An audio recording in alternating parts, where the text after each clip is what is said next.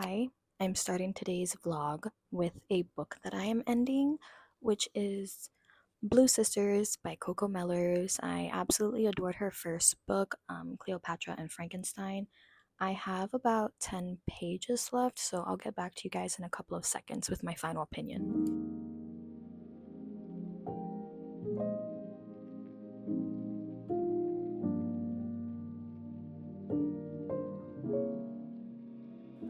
I just re-recorded this portion just to realize the audio wasn't playing. So give me a second. I'm going to check if this audio is playing now. Okay, the audio is working.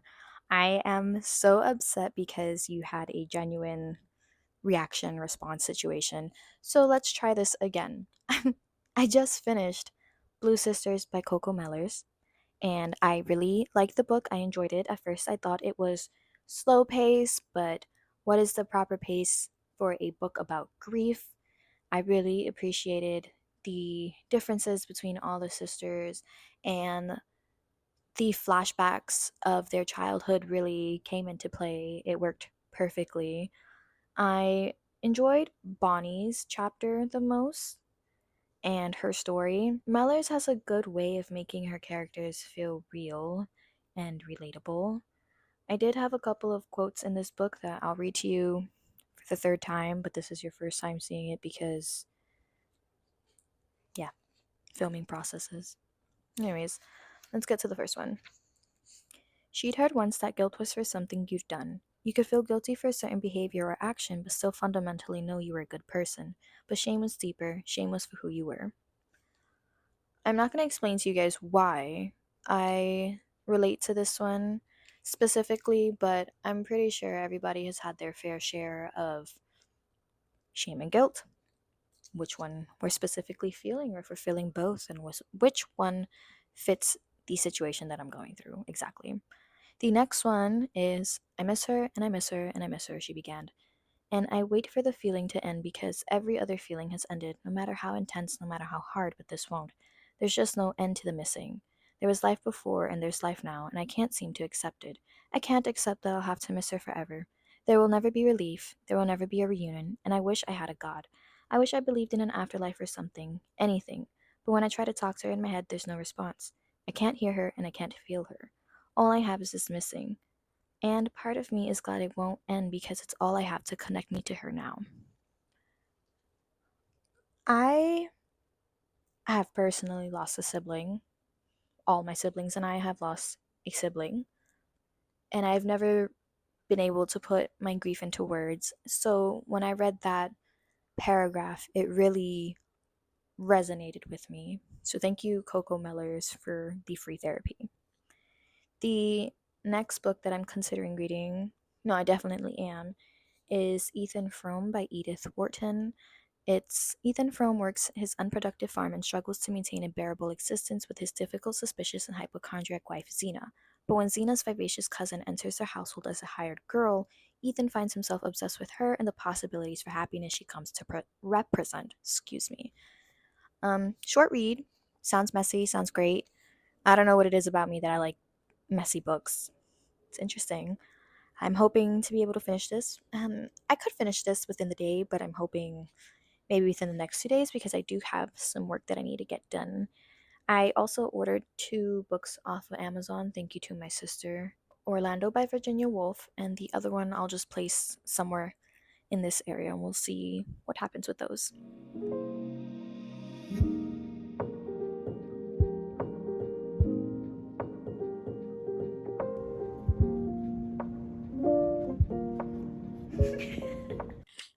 Last night I finished the book Ethan Frome by Edith Wharton, and I gave it an 8 out of 10.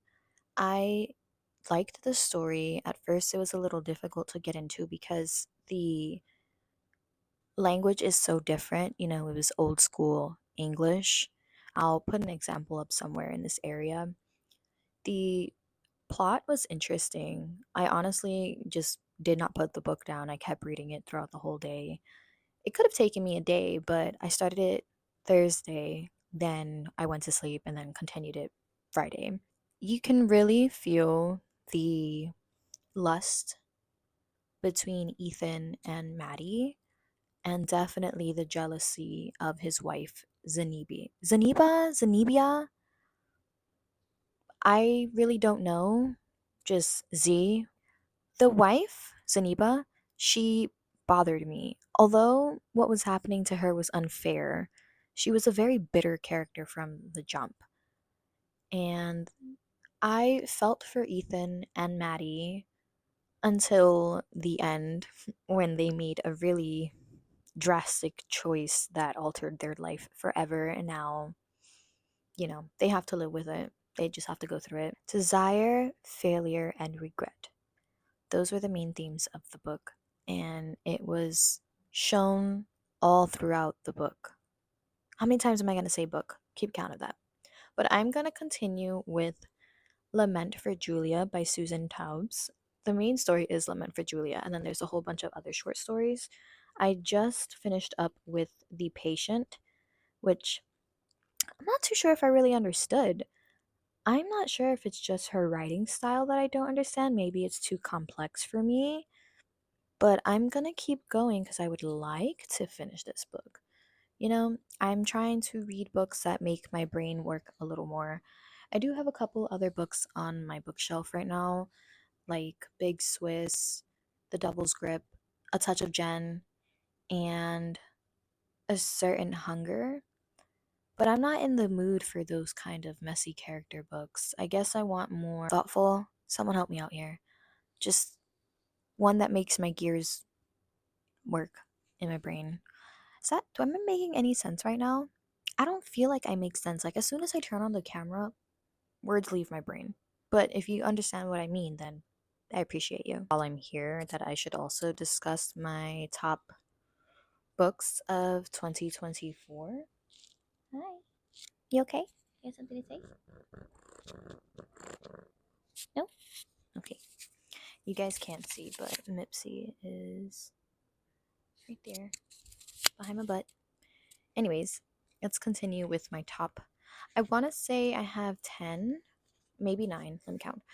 1, 2, 3, 4, 5, 6, 7, 8, 9.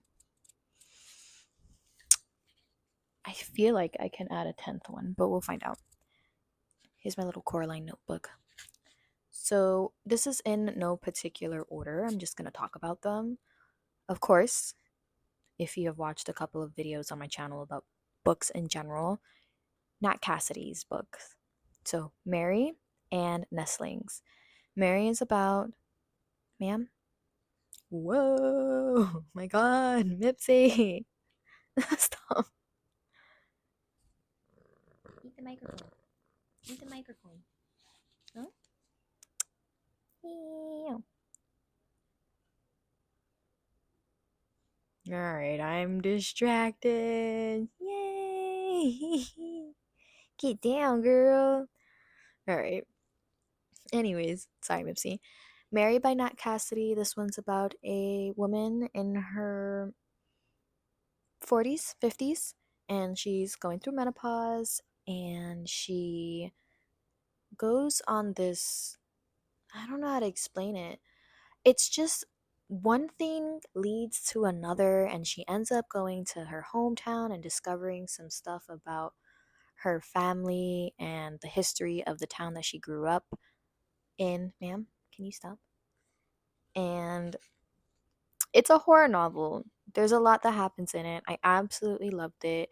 Every time I read a chapter, I felt like I was watching an episode of Netflix. Again, it really should be a show on Netflix. I can totally see it happening. And my first horror novel, I adored it. Then there's Nestlings by Nat Cassidy. I loved that book too. The ending was just so him.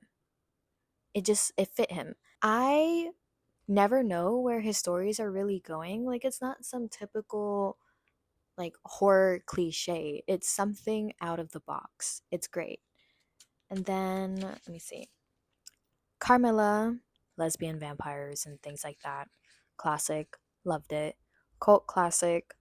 Oh my gosh, I read that one such a while ago. That one's about a woman who kept running into all of her ex boyfriends in the same vicinity. And She thinks it's a coincidence, but it comes to find out that it's not, and there's something more to it. Then there's My Face for the World to See. That one is about a successful man that ends up in a relationship with a woman who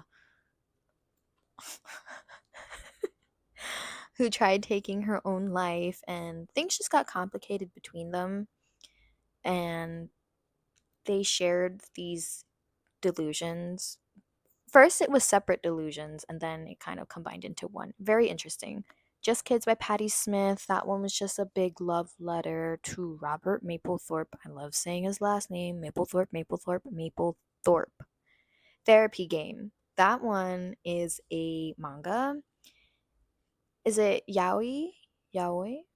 Yaoi? Someone correct me. Or maybe I'll just go on Google and listen to it.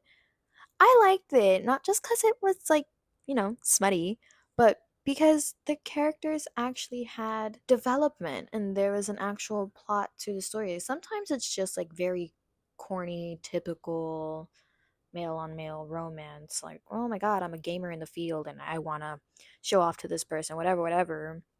Or I used to like them way back when and they didn't know, and then, we ended on bad terms, but now I want to give them my full love and everything. No, Therapy Game is nice. A Certain Smile by Francois Sagan. So it was in Bonjour Tristesse, but A Certain Smile caught my attention more just because of certain things I was going through at that time. Then I just recently finished Blue Sisters. I added that one to my favorites. I liked it just because of, the things that I said previously in this video, and that book really resonated with me in the end. And an honorable mention, I really like Ethan Frome. I know I just read that one recently and it may be too soon to add it to my favorites, but it was a simple, simple. It was a good quick read and it was interesting. It was like a novella. Would you guys consider that a novella? Because it was under 100 page. It literally stopped at 99 pages. Not a lot of people talk about this book, but I highly recommend it.